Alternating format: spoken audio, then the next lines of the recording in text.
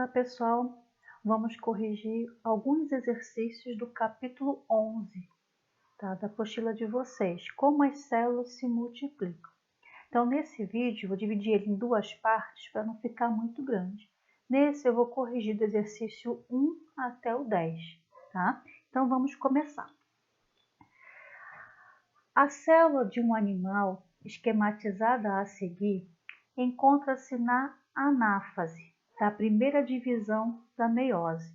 Como é que eu sei que está na anáfase? Porque ali está tendo uma separação dos cromossomos, né? Então, a anáfase é a fase da divisão celular, onde acontece aqui uma separação. A fase anterior a essa, que é a metáfase, os cromossomos estariam aqui, ó, na placa equatorial. Então, as fibras do fuso vêm aqui, se grudam no centrômero e puxam esses cromossomos, um para cada polo da célula. Então, se está puxando, se está dividindo, eu estou em qual fase? Na anáfase. O que permitiu essa conclusão? Justamente isso, né?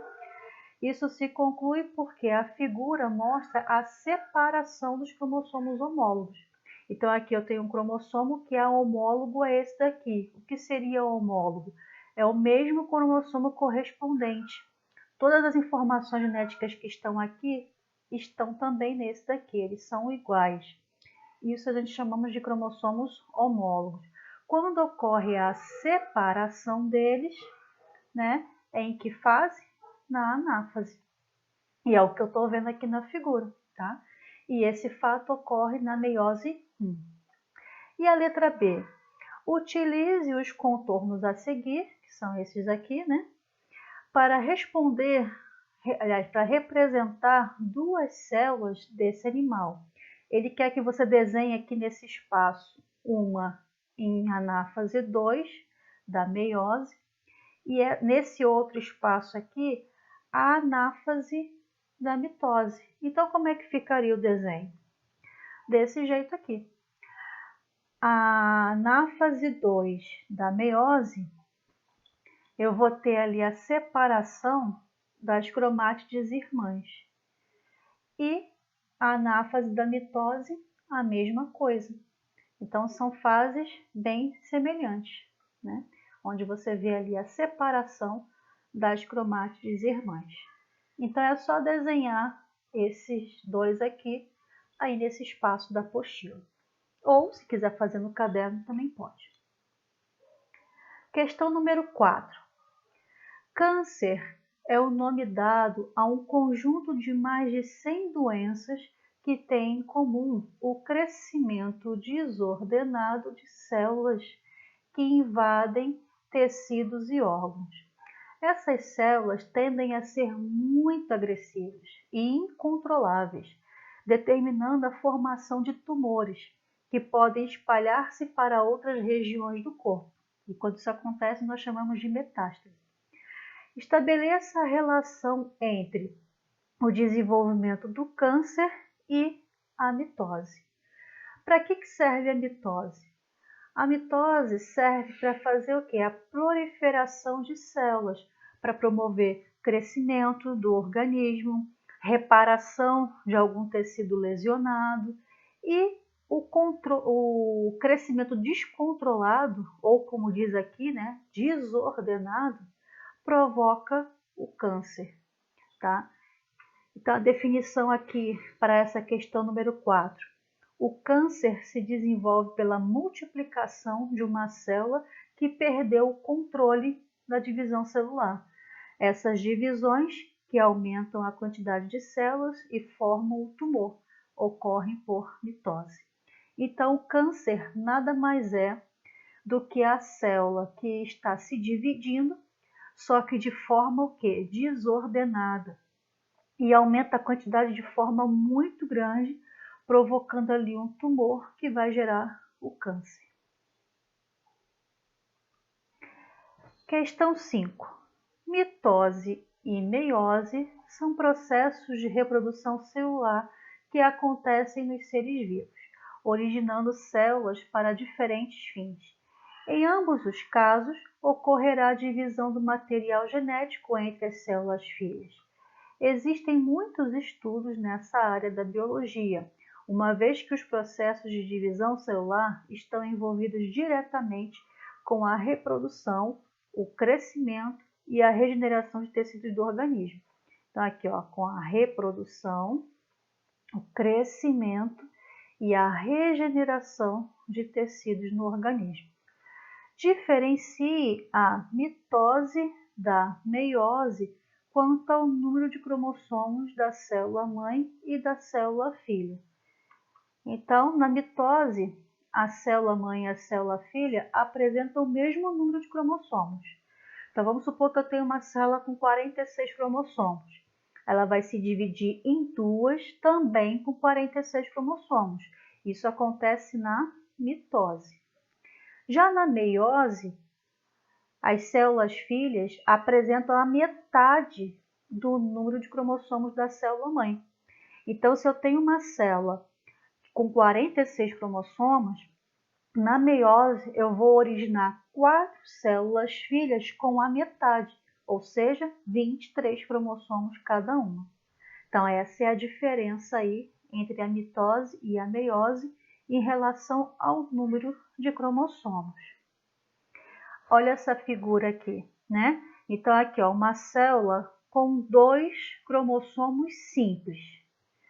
Aí ela foi e duplicou a quantidade de cromossomos. Agora ela continuou com 2 cromossomos, só que com eles sendo o quê?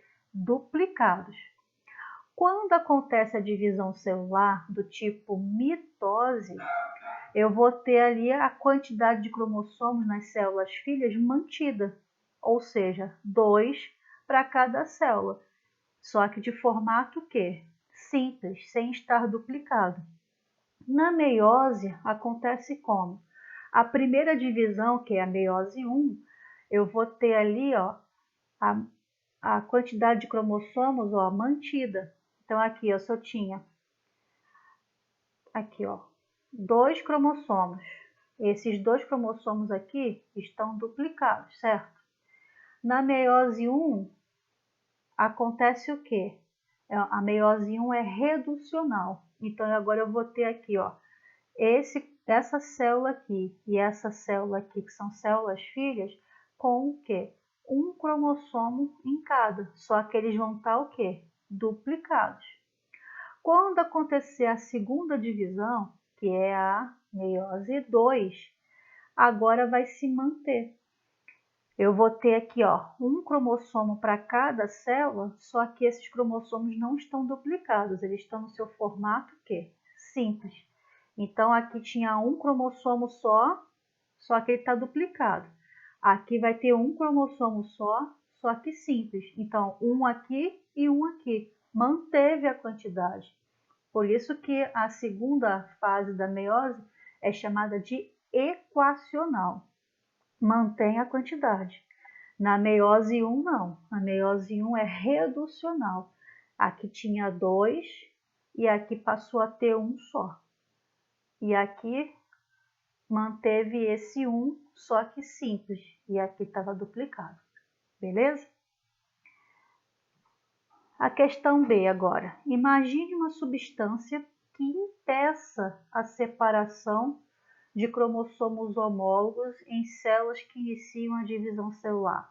Então, vamos supor que existisse uma substância qualquer que impedisse esses cromossomos de se separar.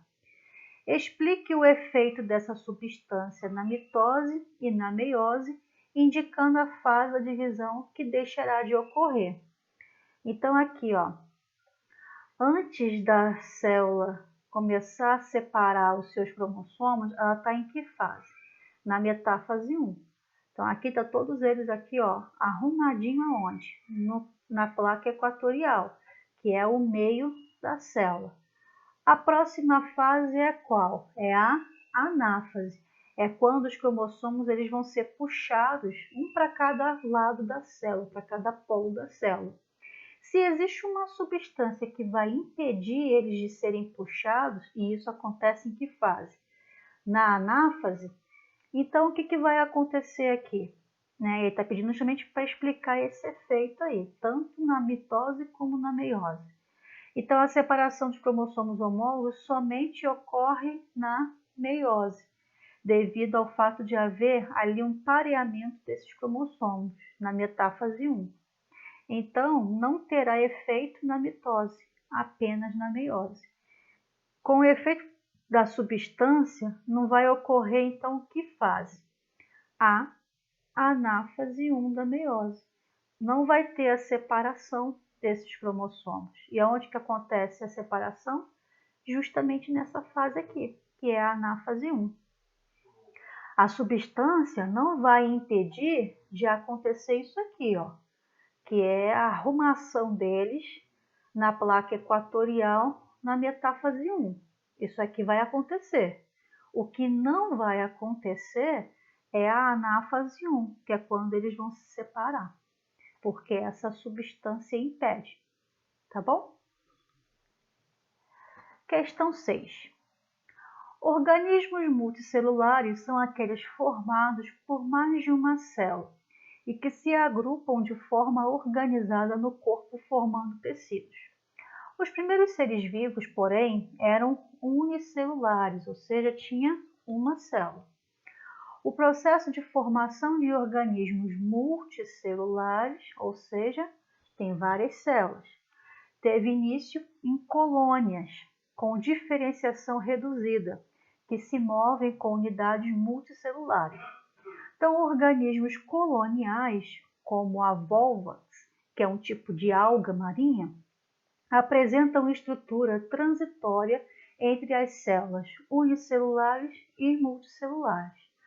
Nos seres multicelulares, ou seja, aqueles que têm várias células, os tecidos podem sofrer algumas injúrias. Como se reparam esses tecidos?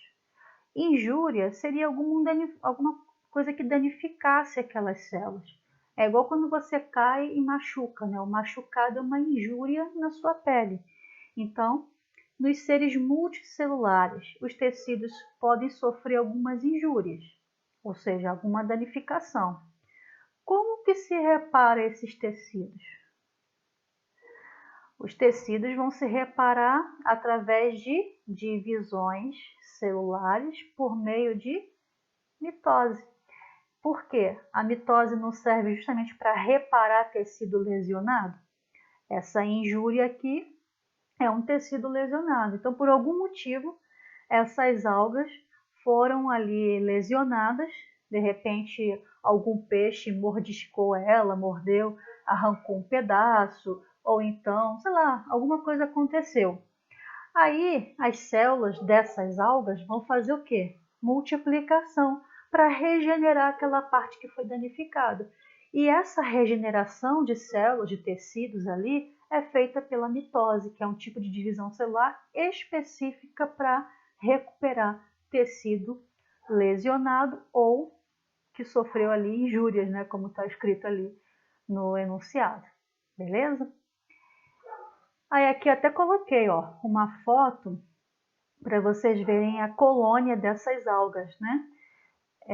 E a letra B pede para explicar a importância da mitose para a formação de colônias nos organismos como Volvax, que é a colônia dessa alga marinha aqui. Então, a mitose, ela não é só para recuperar tecido lesionado. Ela também é para fazer o quê? O crescimento de um organismo. E aqui, no caso, vai ser a formação dessas colônias, né? O que é uma colônia? É a união de vários indivíduos. Aqui, ó, isso aqui é uma colônia. Então, cada bolinha dessa aqui, ó, é uma alga, é um indivíduo. E vários deles juntos formam um conjunto ou uma colônia. Então, a resposta fica assim. A mitose também participa da proliferação celular, aumentando o número de células da colônia, ou seja, multiplicando esses indivíduos aqui. Questão 7. O gene P53, considerado um inibidor da replicação do DNA, participa da regulação da morte celular e do bloqueio da formação de vasos sanguíneos nos tecidos, sendo considerado um gene de supressão tumoral. Dessa forma, ele controla o ciclo celular.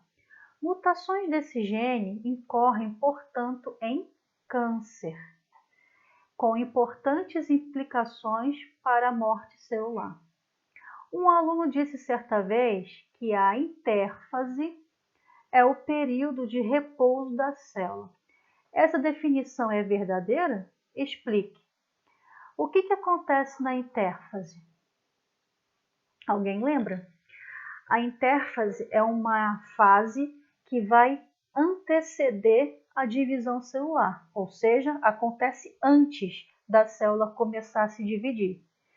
Para que a célula possa se dividir, ela precisa se preparar. Então, na intérfase, o que ela vai fazer? Aumentar o seu tamanho, aumentar o seu volume, duplicar os seus centríolos, que é aquela organela que ajuda na divisão celular. Ela vai duplicar o DNA, ela vai fabricar mais proteína, ela vai fabricar mais energia em forma de ATP, ou seja, a célula está em repouso? Não, ela está em intensa atividade metabólica. A única coisa que ela não está fazendo é se dividindo, mas ela está fazendo todas as suas funções vitais e preparativos, né, para que comece a divisão celular. Então, esse aluno tá certo? Essa definição que ele colocou é verdadeira? Não, né? É falsa. E como é que ficaria a justificativa? Na intérfase, ocorrem diversos eventos preparativos da divisão celular, tais como aumento de tamanho celular e duplicação do DNA. Então, na intérfase, a célula está fazendo tudo, menos se dividindo e menos ainda ficando em repouso. E a letra B? Especificamente, em qual fase do ciclo celular atua o gene P53? Então, ele quer saber em qual fase do ciclo celular esse gene atua. Vamos relembrar primeiro as fases do ciclo celular? Então, o ciclo celular ele tem basicamente 3 fases.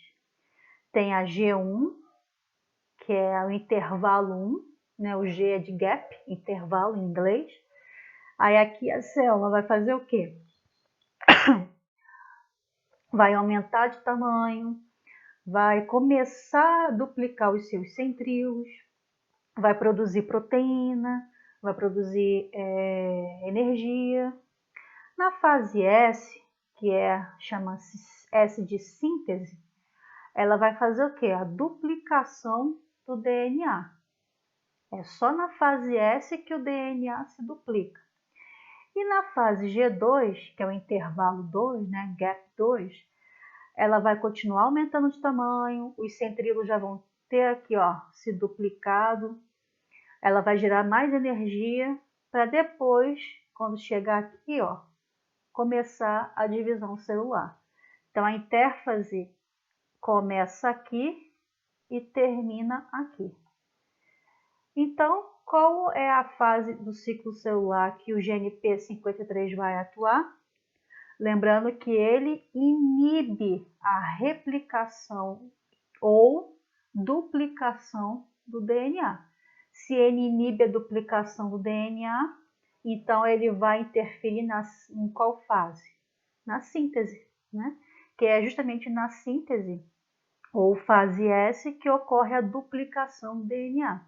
Se esse gene P53 inibe a replicação ou duplicação do DNA, então essa fase aqui, ó, não vai acontecer. Questão 8. A divisão celular meiótica é utilizada pela célula para reduzir a quantidade de DNA nas células filhas. Para tanto, ela realiza a divisão em 2 etapas. Explique por que a meiose 1 é considerada reducional e a meiose 2 equacional. Em relação aos cromossomos, qual é a diferença entre as células resultantes dessas fases? Então, primeiro ele quer que você explique aqui, ó, ele quer que você explique a diferença, né? E por que que ela é chamada meiose 1 de reducional e a meiose 2 de equacional. E depois ele quer saber qual é a diferença entre essas células que são resultantes dessas fases. Então, vamos lá. A meiose 1 ela é reducional, o próprio nome já diz, ó, reducional significa que ela reduz, ou seja, ela divide a quantidade de cromossomos pela metade. E no caso da segunda fase, que é a meiose 2, ela é equacional, ou seja, ela mantém o número de cromossomos, tá? E a diferença? A meiose 1 gera células filhas com cromossomos duplicados, então meiose 1, as suas células filhas têm cromossomos duplicados. E a meiose 2 vai gerar ali cromossomos o quê? Simples. Então, olha aqui nessa figura.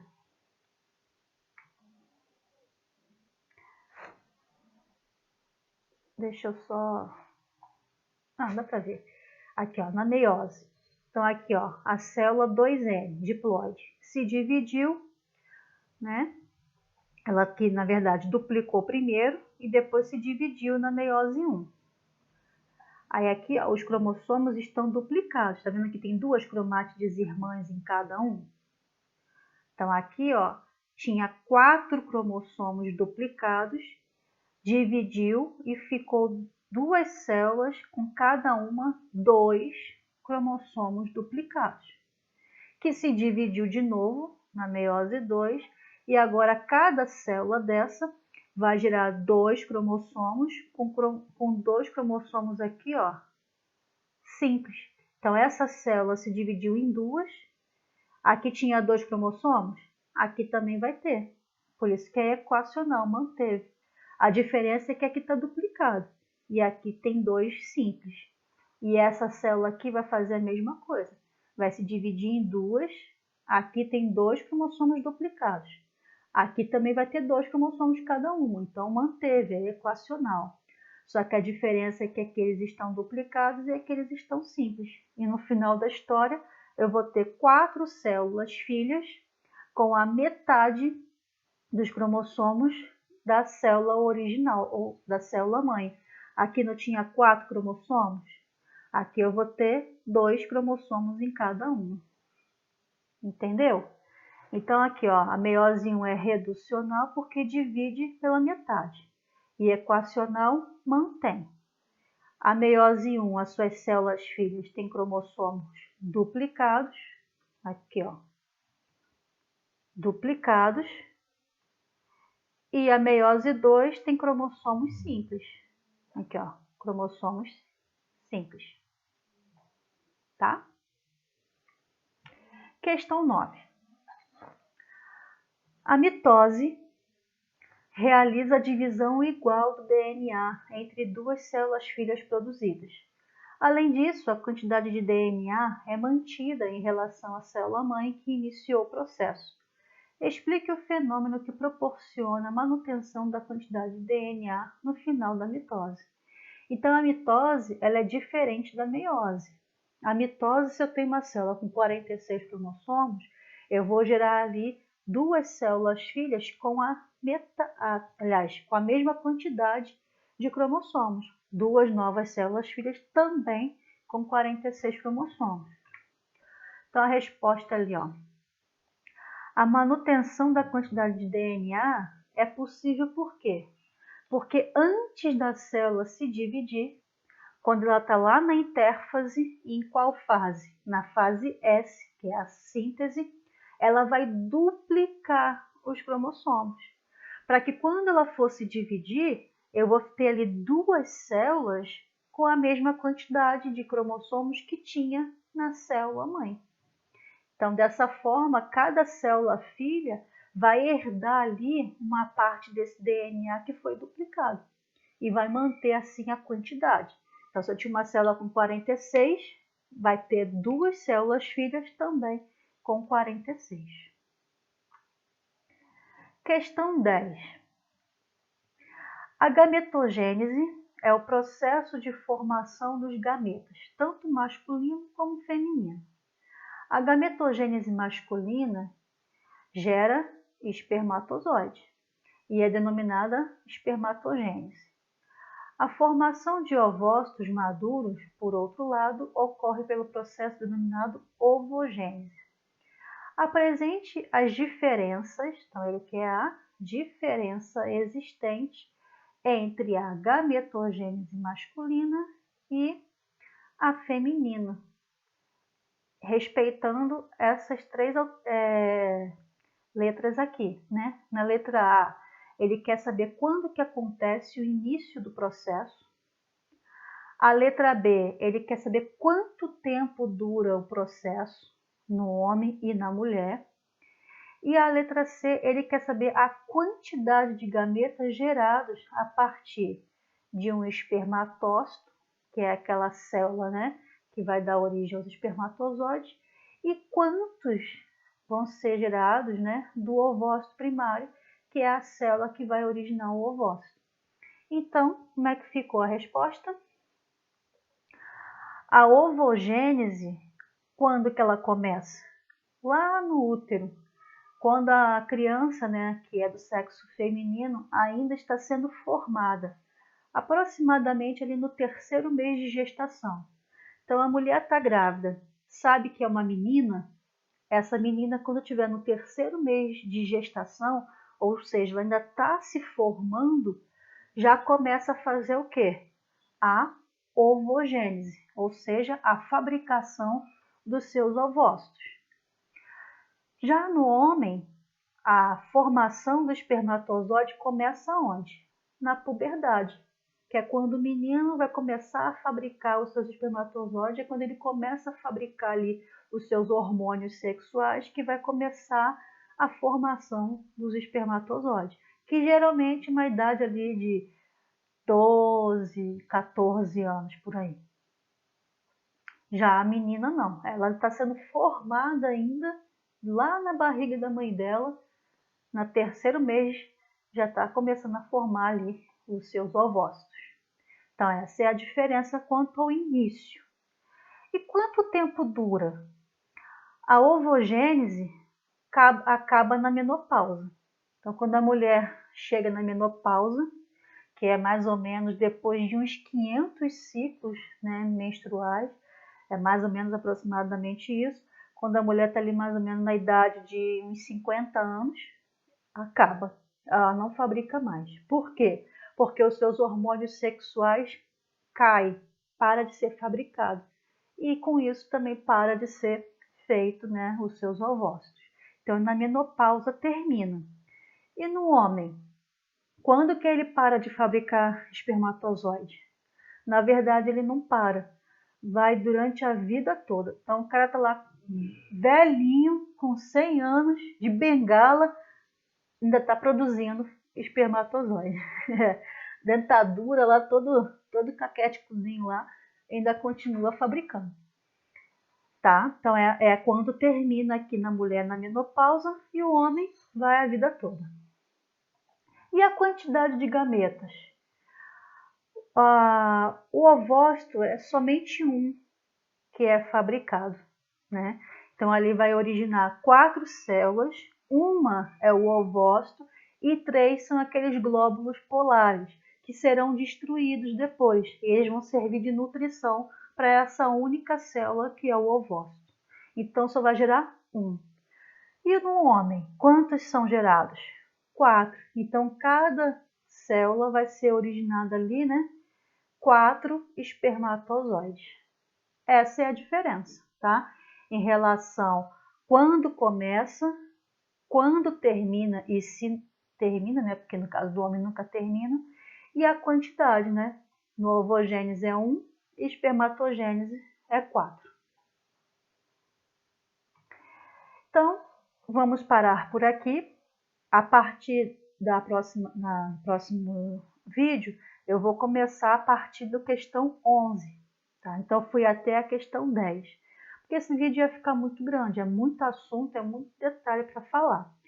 Então, na próxima aula a gente continua corrigindo do 11 para frente. Mas já podem ir fazendo, quem não fez ainda, tá? E se tiver alguma dúvida desses que a gente já corrigiu, é só me falar. Com isso, ficamos por aqui. Um grande abraço. Tchau, tchau.